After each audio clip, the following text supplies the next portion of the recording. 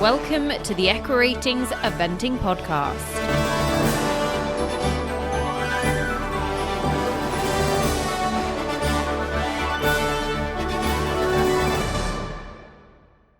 We're back. It's back. The people have voted. People have spoken. Alphabetti Spaghetti, the letter C. I'm Diarm, and this is my show, which is so great. I set the rules. I change the rules all the time. And generally, I have to really push my Lord and Master on the pod to get it on. We got it on. Thank you, listeners, for all your help. Much appreciated. I have got the lady who usually hosts the show, Nicole Brown. How are you doing?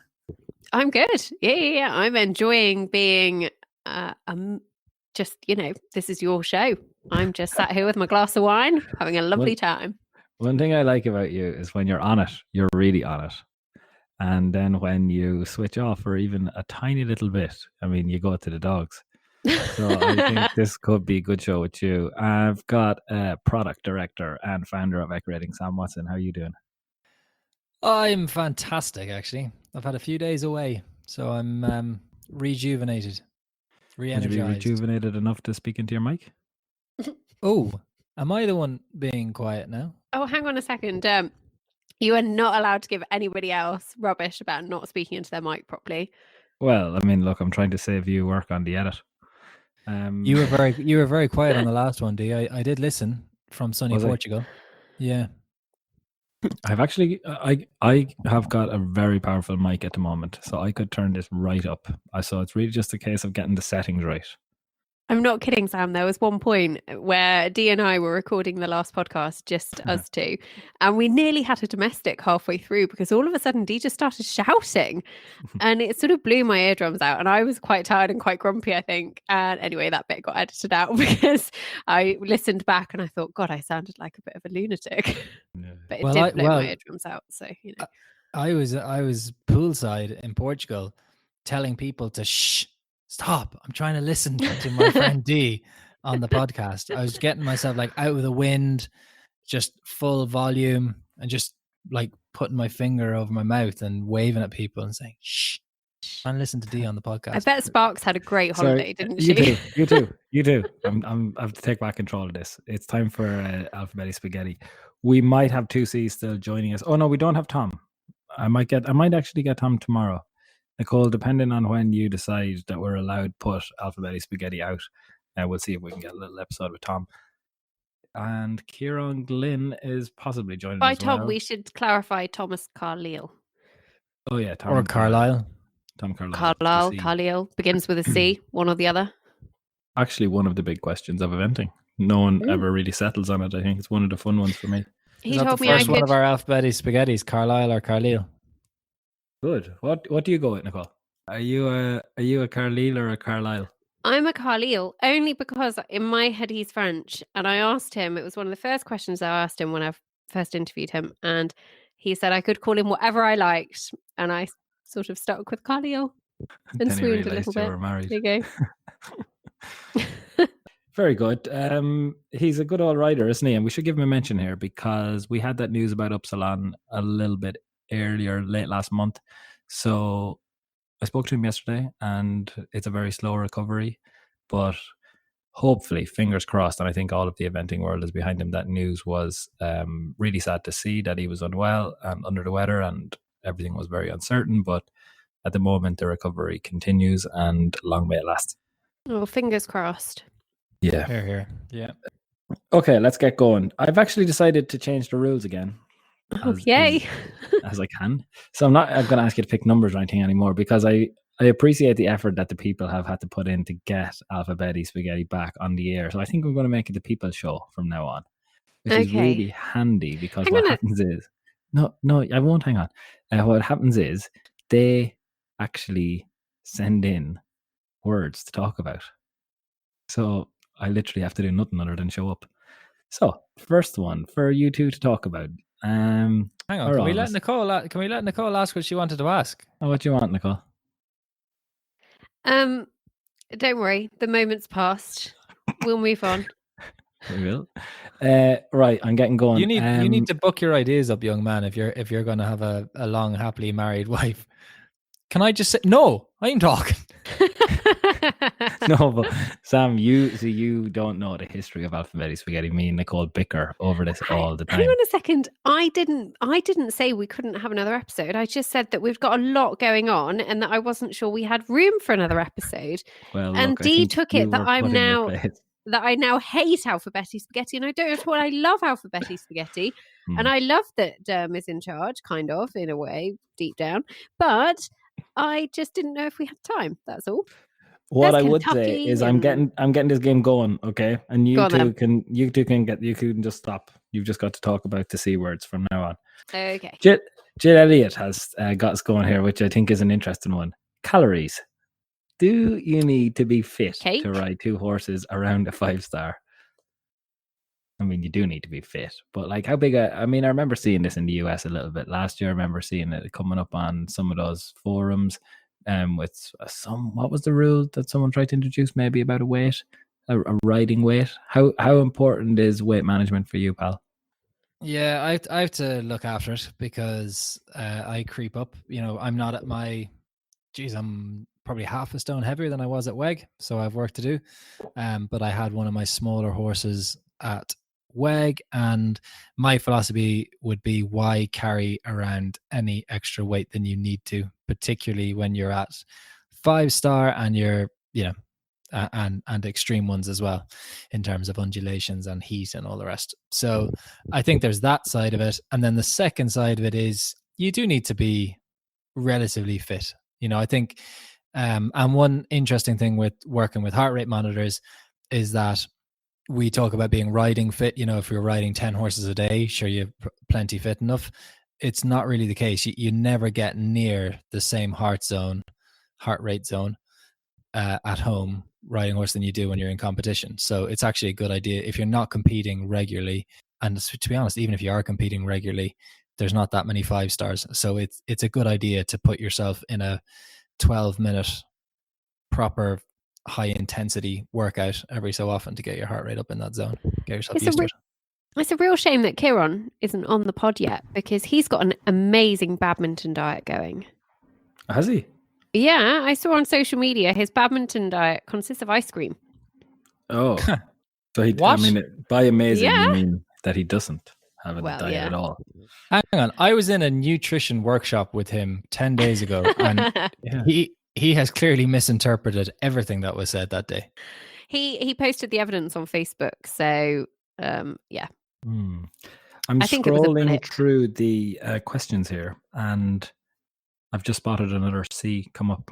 Breaking news. I mean, it's only sort of breaking news, and who knows when it will actually break for the listeners based on Nicole's scheduling. But Celine Dion has announced not only a new album, but also a world tour. I must say, of the guilty pleasures, I have a couple of guilty pleasures. I love scented candles. What are the others? Love scented candles. I think we've been through this on the pod before. Big fan of a scented candle. Do you like a particular brand or just any scented candle? I like pungent ones. I like the little ones, the knockoff versions of the like Joe Malone. They're like Joe Malone, except they only cost like 2p. Okay. Everything else about them is perfect. So I'm a They big set fan your of house those. on fire. They're called like number 4 or something like that. From Aldi. Is it Aldi? Well, anybody that's in England that has an Aldi will know what I mean. Yeah. IKEA do a great candle range as well. IKEA. I'm not sure if they're scented though. I used to be an IKEA candle man before Denise arrived, because I would go for the kind of... Just to clarify, listeners, he used to work in IKEA and manage the candle section. And I didn't. I used to love on him and offered him a job. I used to love, but the problem with the IKEA candles is they're like quite pungent. So like they're like sour apple and that kind of stuff. Like they're green with a big IKEA sticker. And then when Denise arrived, the whole place smartened up a bit, and we got, you smartened up a bit too. Yeah, things became a little bit more refined around her parts. Anyway, Celine is in that list of guilty pleasures. That album, Think Twice, alongside scented candles. Yeah. Do you remember that? You'd be very young for that, Nicole. Do you remember it, pal? I know you're not a big music fan, but you remember that Think Twice album, Celine Dion? No. I'm sorry. I'm sure the listeners will. All right, I'll bring you back to areas where you're both more familiar. And with that, then, next on the list is for you two to discuss charisma. Mark Todd. Oh, the legend. Yeah. Both of them. Yeah, I think I think before Le Biosthetic Sam came along, I think he was considered the GOAT. As you said the other day, Nicole, took me a GOAT, second. greatest of all time. Greatest of all time. For me, Sam is etched above him. I think they've both double Olympic champions, so that's the big one. That's so hard to do, like 4 years apart, and it's a horse. It's not a human. We know they are self-harmers and they try and do everything they can. So just to get the same horse at 2 Olympic Games is massive. But to win it twice was huge. But Sam has obviously added badminton. He's a world champion as well. He held the world champion, the European Championship and the Olympics all together. I mean, Sam was great, but we're on charisma. And charisma was only little. And he was little. What was he, like 15 hands? Like he was no, he wouldn't. I don't think he was below 15.3 maybe. 15.3, I think. But Toddy obviously made him look really dinky. I guess. Well, anyway, dinky, he was tiny. Good word. And that can come in under the letter D next, Sam. Seeing as we're all young bucks, I would like to hear from the listeners about this. So, favorite charisma experiences. Anyone get to meet him, pat him, hold him in the collecting ring while Mark Todd needs to go for a wee and a Portaloo? Anything like that? Yeah, it could happen. Nature calls. Toddy needs to wee. You know who you should ask? I would love if we could get him on the pod. John Watson. We'd never get him off the pod. But if we got him on just to talk about charisma, that'd be good. We could actually just get Toddy on. That would probably be the most sensible thing to do. But anyway, charisma, great, delighted, done. Next for you. But do we agree? The second greatest horse of all time. He's got to be. I think they're different eras. I think the sport is very different when Sam won double Olympic gold to when charisma won double Olympic gold. I think they were different sports to an extent. I wouldn't be separating them. This was my point with going on to the rest of Sam's CV, is I wouldn't be separating them if Sam hadn't added all the other accolades that he had. Well, I am actually, speaking of the best horse of all time, I was wondering if we might like to talk about either Chuck or Chipmunk. We do talk about Chuck quite a lot. People are going to think that Mr. Bass, like Laura, we're on Laura's payroll, basically. Okay, well, I'll allow you to talk about Chipmunk then. Is that the biggest transfer that we have ever seen between two top riders? Gotta be close. I say yes. Murphy himself did move from Ginny to Ian. Yeah, but yeah, I think this is big. Obviously, from the financial point of view as well, it's an undisclosed sum, but it's not going to have been peanuts now. But I think it's the biggest. Yeah, it's big as well because it brings Samurai Dutho back into play for Julia in terms of a team, alongside probably all things staying sound. You're probably looking at Hale Bob and now Michael and Chipmunk. I think for me, we've seen some big transfers previously, and Mr. Medicott, I think when the news first broke, we spoke about him going from Team Gold in Hong Kong for Germany over to the States and going to Philip and Karen O'Connor originally, and had good results. I think he was top 5 a couple of times at Kentucky. But I think you see a lot of big transfers, and the horse either gets moved just before they hit the big time, or they move afterwards and never quite hit those dizzy heights again. I feel like Chipmunk has the potential he's obviously led the dressage at World Championships, and I think, let's be honest, he's going to Michael Young. So if it's going to continue with anybody, it's going to continue. And I'm excited to see where it might go.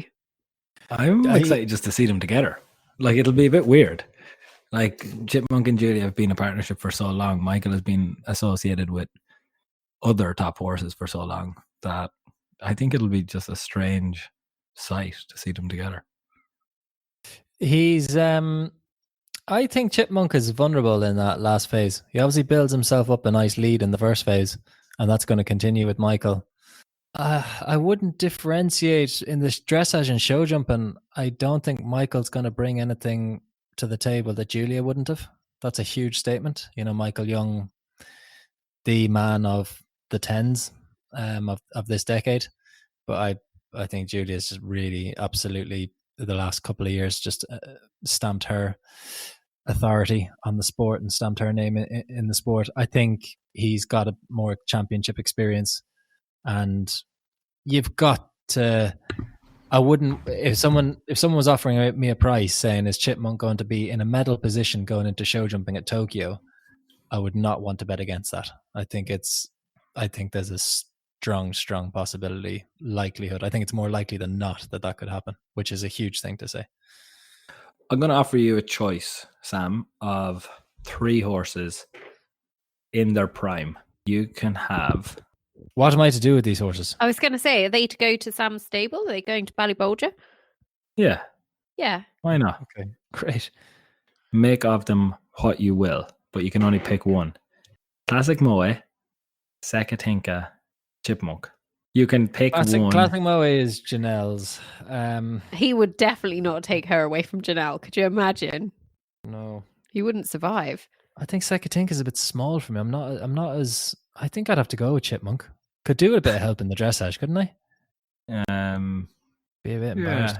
I don't think even Chipmunk could save you, pal. I just started the season with 2 23s. Yeah, that's true. What about Chilly Morning? If I added him into the list, would you take him? In his prime. I'd give him a go. I've never ridden a stallion. Have you not? No. Is that normal? Would stallions be so rare that most people wouldn't ever get to ride one? It's more like, I think there's more of them in France. Like a lot of the French riders riding stallions. Trezormel and sure, you know loads of them, obviously Upsilon. Yeah, it's still, I like Chile as well, actually. So I don't know which way I'd go there. Right, thanks. That's really helpful. That's really helpful for the pod, I must say. I feel like that was some incredible insight. Long drawn out version of I don't know or care that I've ever heard. Oh, they all began with C. I did see what you've done there. Well done. Sam, I'll give you another one. Okay. You've got a choice. Vasily de Lassos. They don't begin with a C. No, I'm sodding the C off for a second. I'm sodding the C off just for a sec. Vasily de Lassos, Mr. Bass, or Please call him Chuck. No, Nicole, I am not accepting this in my game. I would quite like to know the answer to that. Vasily de Lassos, Chuck, and it would be Chuck. Yeah. Yeah, absolutely. All right, go on then, Dee. Back to you. Oh, go take on then, control Dee. of the Thanks situation. very much. Yeah, take control of the situation. How can I take control of the situation? Listen to yourself. Nicole, one for you, because I mean, you had some mental suggestions when I asked you for, some topics to discuss, but you said that you would really like to discuss Cornbury. So off you go. No, is this like Balamori and Cornbury was actually the first thing of all the Cornbury? things that begin with C that Nicole could think of. The first response was, "I'd really like to discuss Cornbury." So she's reading her child. I don't even know where to nursery, start. Right? Cornbury is a new international that will be added to the British eventing calendar in 2020. Where is it? It's near Blenheim, very close to Blenheim, near Charlbury, so about 20 minutes away from Blenheim. And that's about 20 minutes from where I grew near up. Charlbury. Sorry, how many people do you think you've helped by very saying likely to be near Charlbury? Okay, it's near Blenheim. Just leave it at that. Well done. You've helped far more people by saying there that. You go.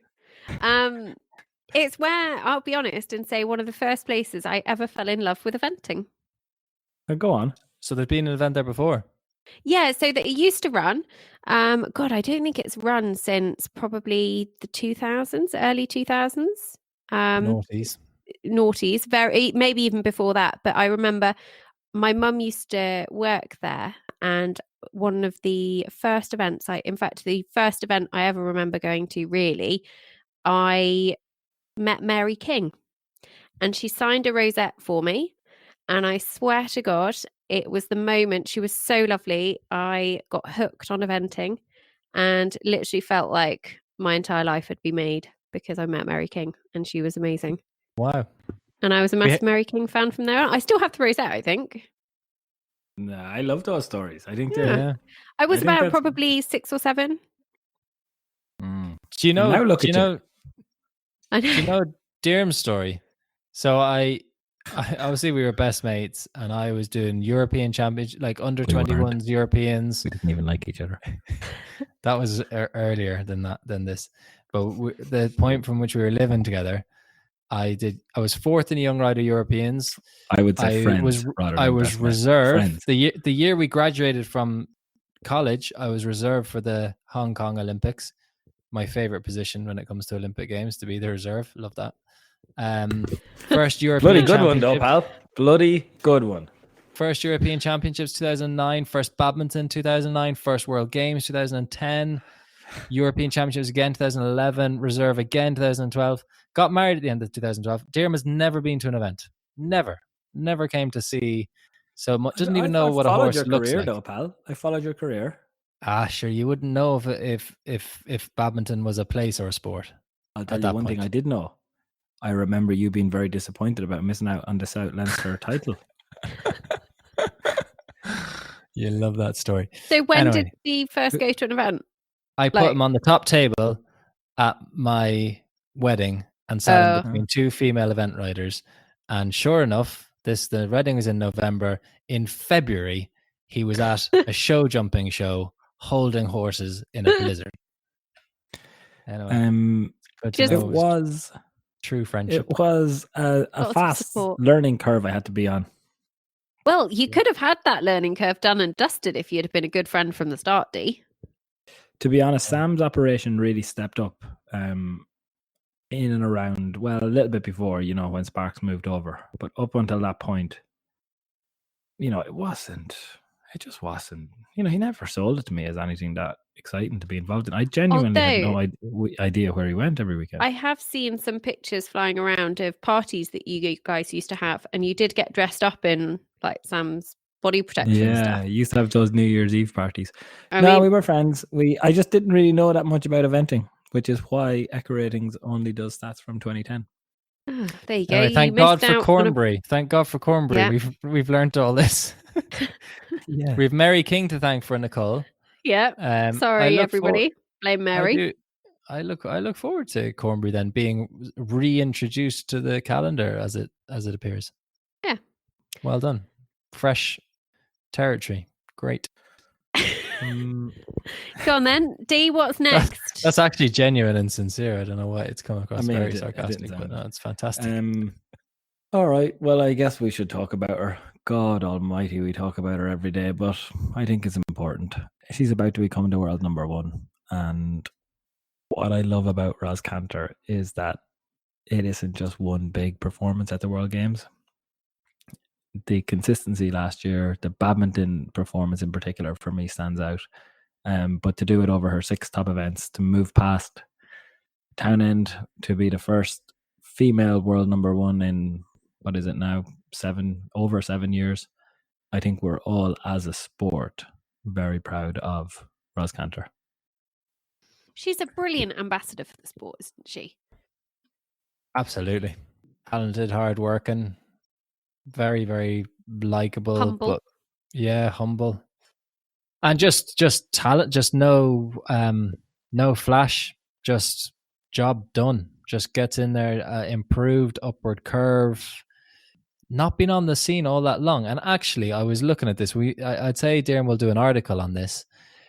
The last 4 world champions, so starting with Zara back in 2006, she wasn't long out of young riders when she became world champion. She was a young kiddo back then in 2006, old Zara. Michael Young in 2010, he made his championship debut the year before in 2009. So I'd say he'd only done 1 5-star before he became world champion. And then Sandra Ofat, she hadn't done too many. She had been to London in 2012, So she'd have done a couple. She was at Badminton in 2013, but not too much experience before she became world champion either, and only with the one horse. And Roz now with All-Star B. She's probably the most experienced of all those three at the time she became world champion, but not been on the scene a huge amount of time. Again, her championship debut was the year before in Stragom. So it's an interesting angle on our last four world champions that they've all probably just done one or two senior championships before that in a sport where people tend to have a lot of experience. But she's still a relatively new kid on the block, and I think she has a huge future ahead of her, and I wish her all the best with her family life that's about to kick off as well. Yeah. Nicole was on the last pod. You may have heard it when you were in Portugal, but I was saying, well, look, let's enjoy her. Let's enjoy her like as world number one. Let's make sure we notice it, spot it, promote it, get it out there, because it probably won't last that long. And that, we weren't going to see that much more of her at the top level this season. Nicole hit the roof. I'm not kidding, Sam. He literally said that Roz was basically like, forget about her this year. Yeah. She's having a child. She is. Thank you, Sam. She's totally she's still got Tokyo and stuff to think about. I mean, she's still riding now. I'm not going to say Tokyo's next year. Yeah, but qualification and stuff. Yeah, I know. I'm sure we'll see her. I'm sure we'll see her at the end of the year, but probably just quietly getting qualified. And yeah, I mean, all I meant was that maybe an assault on Poe or something. But when's she due? Dee was writing her off. Totally writing her off. That is absolutely ludicrous. No, it's not. Go back and listen. Oh well, I mean, look, the listeners will know. I will not writing her off. We were talking about people who were going to have big seasons at the time, and I was saying, Sam, the article that I would love to do is that I think 2019 is actually going to be the best eventing season that I've experienced. I'll grant you that I don't have as many as you do, but I think this season, Piggy French going to go absolutely wild in the Isles and probably win Kentucky. Liz Halliday is going to put it right up to her. Collett's got like 3 top horses. Then you've got both of the prices, and we haven't even started on any of the Germans, any of the Irish, any of Japan Watch, and all the horses that are over there. I think, Chris Burton, the ERM series, I cannot stop thinking about like how wide open it is, how it's wide open, Dee, but it's interesting from that point of view. But I think the interesting point is that Piggy has 2 horses in Quarry Crest Echo and Veneer Chimera, and I think she's lacking a backup, and it's quite hard to become an insurpassable world number one with just 2 horses. It's nice to have another to back it up. So Roz has kind of done it with 2 horses, though, hasn't she? Yeah, but I think she's yeah. one. I think Michael never really had more than 2. Piggy's got one coming through. You only need 2. Seahorse. It's only 6 results in a calendar year. Yeah, but you want 6 long format results. You wouldn't be doing. But if you can time it, if you can get but anyway, so she's 2. No, I think you're gettable. I think you're gettable. Like when Michael got those ridiculous 700 points, like he had Fisher Takanu, Fisher Rakana, Sam, Halunka. You had a few on the go. Yeah, but you only had like pretty much only Sam really contributing to it. Maybe Rakana and Sam. Nicholson's like a hot streak between 2012, 2013. Avebury, Nereo, Quimbo. I think those 3, they all won 4 stars, 5 stars as they are now. Yeah, well, Collett could have 2 5-star horses by the end of the year. Collett could become world number one. I'm going to have a chat with her. I think she could do it, but I didn't want to have the. I'm not gonna say it to her until after Badminton or Burley or Bramham. So everybody just don't say. I was so bad on her in the last pod. She's so good for coming on, and I just told her all the way through how she was going to win Badminton and ERM. How what? Bramham. Yeah, you're such a like you going on about Horsewear Hale Bob saying that. Lads, you can't look past Horsewear or SAP Hale Bob. Sorry, no, yeah, that's true. Yeah, that's true. I did just well, sure, she was on the show, so I had to obviously pretend she was going to win, but she probably won't be listening to this. So Can we have another? What C are we admit on? Hellbob wins. Oh, What Cantor. C are we on? Cantor. We're on Chuck. We're on Cantor. Chuck. No, Or Cantor, yeah. I think, have we got another C? Yeah, millions. Absolutely Go on, millions. then. Right, you need to go. Well, no, but we ought to keep moving No, through it's a the lock-in. Cs. It's the first 24-hour podcast. Strap in, listeners. Nicole, Call the in best sick. thing about me being the host is we can just move whenever we like. Would you like to talk about? I'll give you a choice. You can either talk about the Cavendish family, or you can talk about Chatsworth. They are, look, Cavendish. yeah, Who are the they're people. Cavendish family? They host cyclists. Chatsworth, hosted by the Cavendish family in the grounds of the Chatsworth House in the Peak District, UK. The Dodson and Harald Chatsworth International Horse Trials is one of the UK's most prestigious events. Dun, dun, dun. Oh, okay. So the Cavendish family are the Dukes and Duchess, like the Duke and Duchess of Devonshire. Anyway, Chatsworth, what do we think? Love it. Actually, my favourite, I think. I think it's one of my favourites. Gives me goosebumps, Chatsworth. Yeah, it's got the great typical English venue in that it's spectacular setting and scenery, and then good atmosphere as well. Lots of trade stands, a bit of buzz.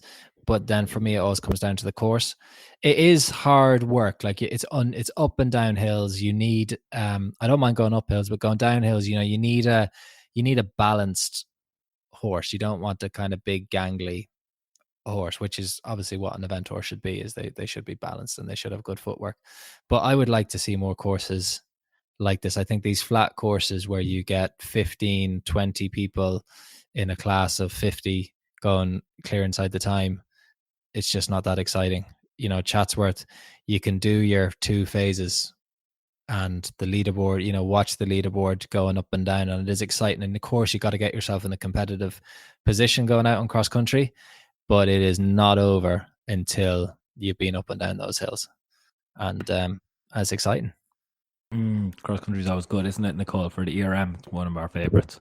I think Chatsworth, just in terms of, I don't know, drama and speed, and it's unique, and I just find it's brilliant.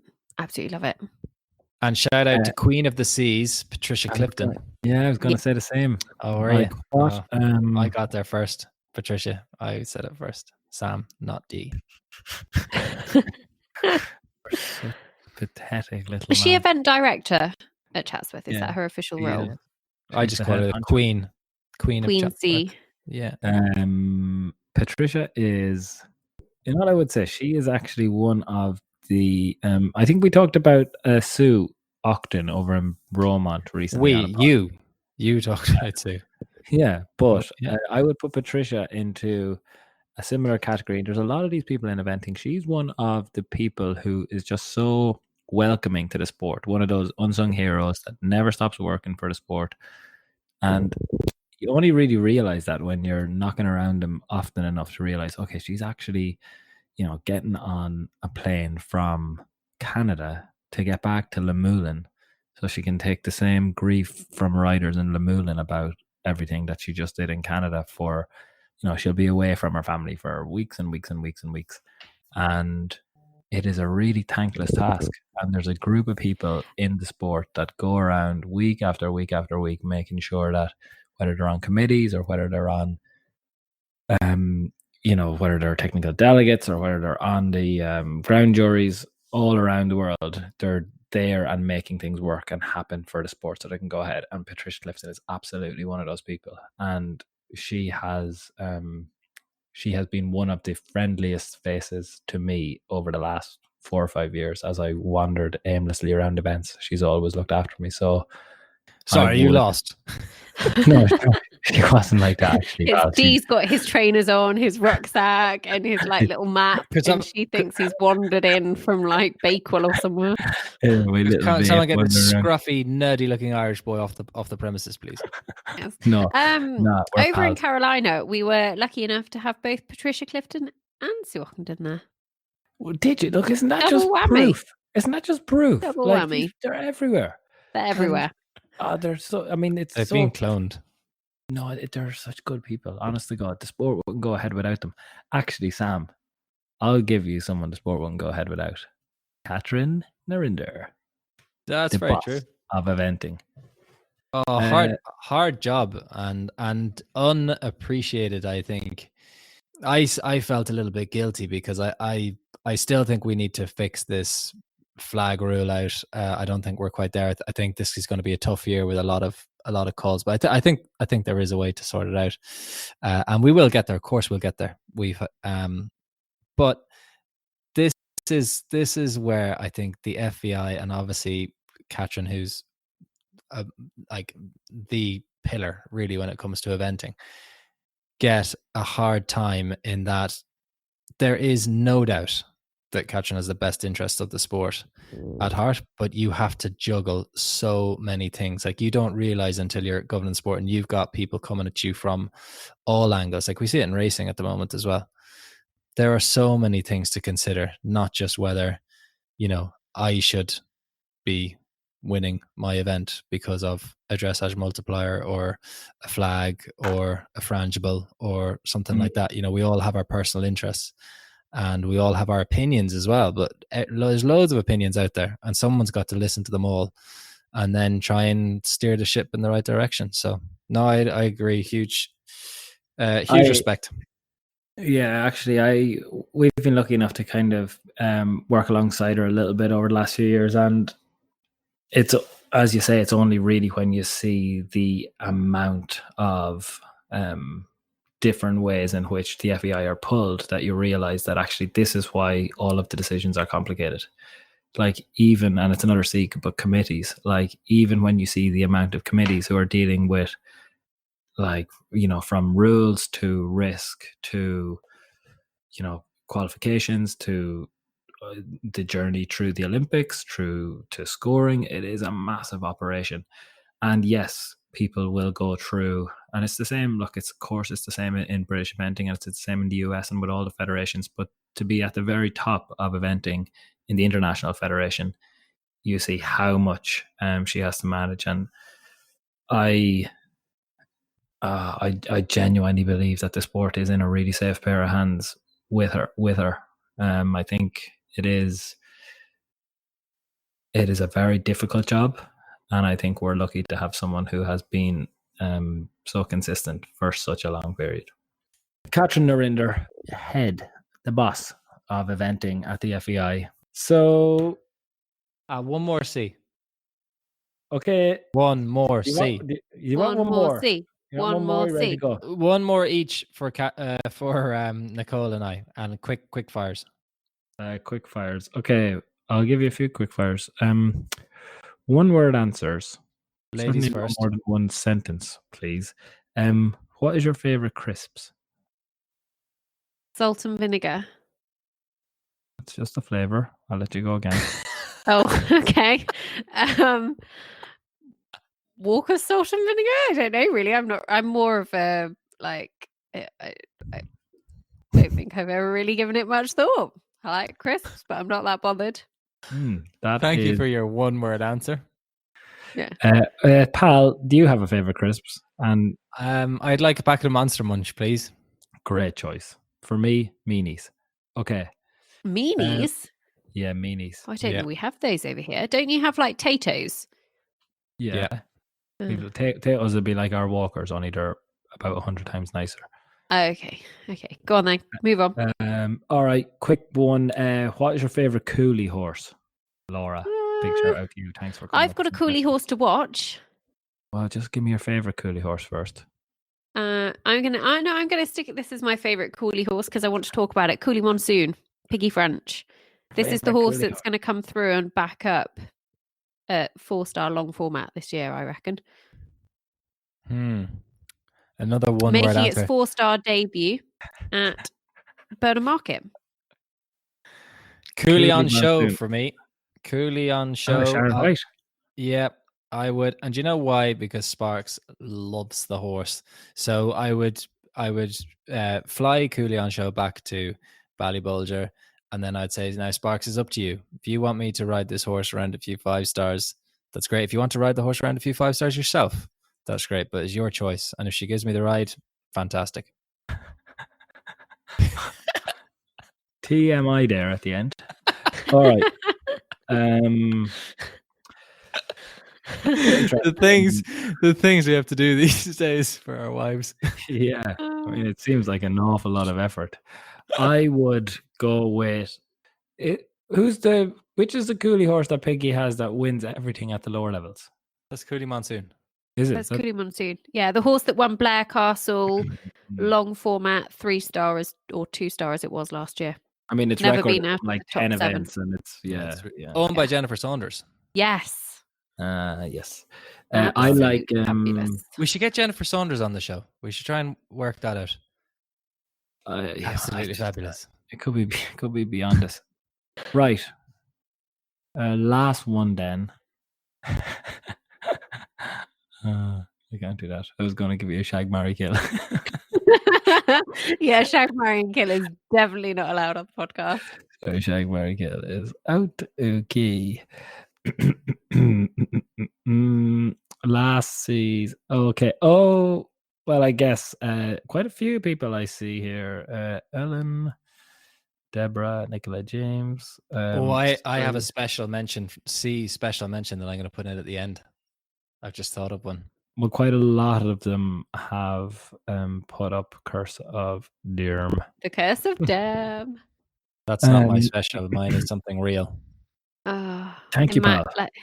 It is kind of funny how it started. I think it started, Sam, if you remember, it actually started in a game that it was not linked to WEC ratings. It was in a private WhatsApp game that we play every year with a few friends of ours, which is we pick these national hunt horses. We pick, what is it, like a 10 to follow or a 12 to follow? Yeah. But we pick like 10 horses each at the start of the season. And it's a ballot, so you can only, it goes around. There's 5 of us who play. Draft is what they draft. Yeah, and anyway, over the course of the year, then we each put in a sum of money, and each of those horses gets points. And generally, it's only $5,000. Listeners, don't get carried away. It's only $5,000 each. And the first year, I think I played. I think it might. None of his horses ran. Every horse he picked got injured or just like. But I think they died. I think that was actually where it started getting weird. Like it was, all of Annie and all of the high profile fatalities in horse racing that year happened to be picked by me. And that was actually where Curse of Diarm started, where people started being like, oh my God, what, like that, it's kind of weird. The next horse on your list was kind of like Grim Reaper type stuff, was all the little emojis I was getting. And that was actually where it started. And then ever since, it's kind of continued by certain high profile horses that I've picked to win events have, not won events. And people have started texting me. Leonidas was one who I really backed very highly, and people started being like Diane Pete started saying, please stop putting up Leonidas to win events, because as soon as you put him up, he'll obviously fail. And it sort of continued to some extent, but actually it doesn't really happen. Can I just point the way you're talking about it? I swear the next thing you're going to say, I mean, it's just so silly. Like, I mean, okay, every morning I walk to work, people crash into, like, there's always a car accident every morning. And I was walking past the building yesterday and the whole thing just fell down. Just a coincidence. No, I mean, if you're at a train station and I'm there, the trains generally collide. It's such a lot of rubbish. Anyway, it doesn't exist, but God almighty, people go on about it. Nicole, you would not believe how many people text me when something goes wrong on like a cross-country round for a horse that I happen to have mentioned at any time in the last year as being a good horse. And like things go wrong all the time, but God almighty, my phone lights up. Curse of Diarm. So that's it, yeah. Camembert, Tilly's put up Camembert. Good show, Tilly. I want odds from you. Is Camembert going to Badminton? Yeah. Yes, he is. Okay, on a no show jump, no bet. Okay, deal basis. What odds will you give me that Camembert knocks a rail at Badminton? I want to bet that he knocks a rail. What odds will you give me? I'll give you evens. You said he's doing his first 5-star, you maniac. You're changing. You are. No, listeners, if you listen to the last pod, you said a guaranteed clear. That's what you said. Guaranteed clear. And now now All- you're saying 50-50. you don't know how to bargain, though. You know, this is how it Flip. starts. All I flop can the say Make me an offer. Make is me an that offer. Emily Philp will be sat listening to this podcast somewhere thinking, Derm, please stop talking about Camembert. Good Do point, not good point. unleash the curse of Derm on It's not Camembert's possible show for you jumping to knock a record. pole. Emily, you So- cannot knock a pole at badminton. I So- can guarantee you the jump clear. On that note, D, You're okay. I hope you're not superstitious. Don't be superstitious. It's a very superstitious sport, and it shouldn't be. Luck doesn't leave exist. Emily Philp alone. It's just a point on a probability distribution. Every outcome is possible. Preparation, planning, execution. Go on. Right. My seat. No, just before I finish, this cannot go. This show cannot happen without this mention I'm the because host. it was You can talk equaled. as long as you want. Okay, thank you, Pa. It was equaled by the Brits at Tryon last year, but up until last year, the only team to not add a penalty to their team dressage score at a World Championships were Canada in 2010. They put in Going an into show jumping. No, so from the yes, well Yeah. done, Nicole. So from dressage to Going the end out of across country. country, going Yeah. into show jumping, hadn't added a penalty. Exactly. So their three best scores in the dressage phase all went clear inside the time at the World Games. Obviously, the Brits did that at For Tryon. my second Ireland favorite nearly team did. as well, by far. After Ireland, Yeah. they'd be my second favorites. I just think they're Yeah, I'd be rooting for them as well. I'd like to see Yeah. that. I think they can. I think they're. they're all sound as well, like Canadians. Have you ever been to Canada? No, I'm going. I'm teaching a clinic. I'm pretty sure I'm teaching a clinic at the beginning of August. So if anyone from Canada is listening, get in touch. I'm pretty sure. Place. In typical Sam fashion, I have He's just- really just no gonna fly to idea. Canada. Yeah, I know. I'm in Canada. Yeah, it's a big old spot. But yeah, they're all so sound in Canada. It's unbelievable. Like you walk around and they're like the people, like they can't do enough for you. Like genuinely, to the point of like I think this is like the US listeners will notice more. You know, people over on that side of the world will notice more. But I think it's sort of a thing over there that like they're so accommodating that it's almost like to their detriment. So like, you know, you'll join a queue behind them and they'll be like, no, go ahead of me, sir. You're like, no, like, you go ahead of me. You're already ahead of me. Like, just keep going in the queue. They're a genuinely very welcoming sound bunch, and their eventers are all a sound bunch. And I think they've got some good ones. We've got Selena Hanlon coming over to badminton on Woody Woodster, and Foxrock. Strong start. She won. Did she win an advance or an international? I think she won an advance. Did she this year, or did she win the international? I don't know. It was She's won something. Didn't she win something at Red Hills a little bit earlier on this year? Mm. D? Yeah. It's been emotional. Go on. It's been brilliant. Oh, we're at that point where Nicole wants to wrap. Nicole's ready to wrap in a professional manner, but she doesn't get to do it on this show, sadly, because it is not her show. So I think it's been a great success. Someone tried to get Chris Burton in again. Another C. He was in for B. Someone actually put up. Bloody hair. I wish I could find it. Will I be able to find it in time? It was such a good one. I should be really giving them credit. Hang on. If I just go to wait there. It's on the Venting Podcast Facebook, and it really, really made me laugh. Nicole put up. Does Diarm know that you can edit? You know, he could just go on. The whole lot is just going, Sam. I mean, I'm humouring him at this point. Hang on. He thinks. Hang on. I found it. Wait, Brittany Dermot put up Canada. Brittany, one of the best data analysts I know. Charisma, Jennifer Shanks. We've got him. That's good. Chris Burton, Rachel Allen. Controversy, Moy Watson. I think we've enough of that. Now Chuck gets a lot of votes, and I'm glad we talk about Chuck. Continuity. I'm surprised you didn't get him in there yet, Nicole. I haven't got a word in edgeways, Steve. What did he do at Belton? Oh, Barry Brady. That's my favourite. That is my favourite comment of the night. Get what he put up. Oh, I thought that was the suggestion. No, Barry Brady put up the best suggestion for a C I don't know. campfire, and weg medal. So good. The podcast is nearly over, Nicole, and you haven't mentioned Sir Charles. So Ivor Gooden. Yeah, you've forgotten about him again. To be fair, Dee, you've been in charge of picking things. Sam and I have not had any input into this at all. That's really unfair, Jim, what you've done there. Sorry. Campfire. Yeah, we've done campfire.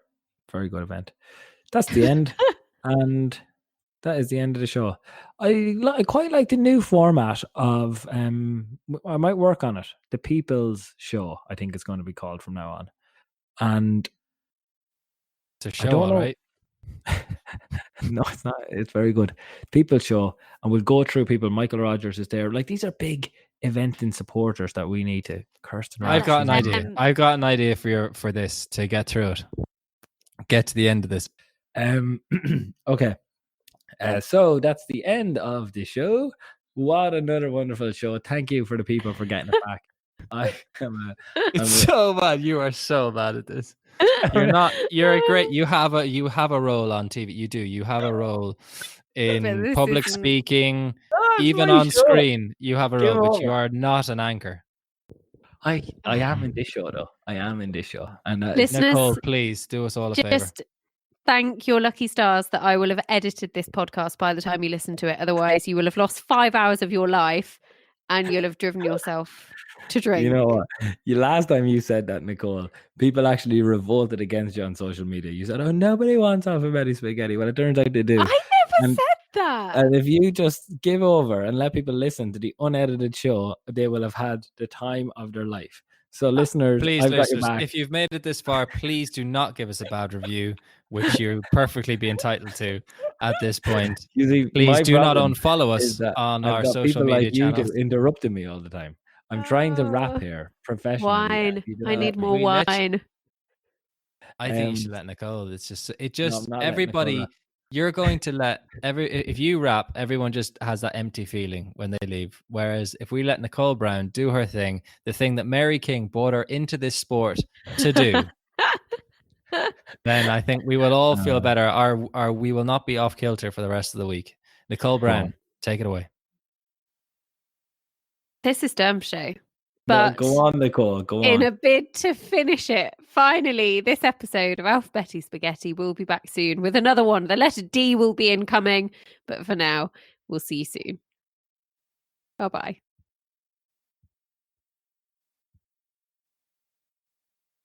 More wine? It's just you just have such a nice melody to your voice. So that's all, really. We're going to leave it there. But thanks, it was a great show. We're all delighted that you could join us.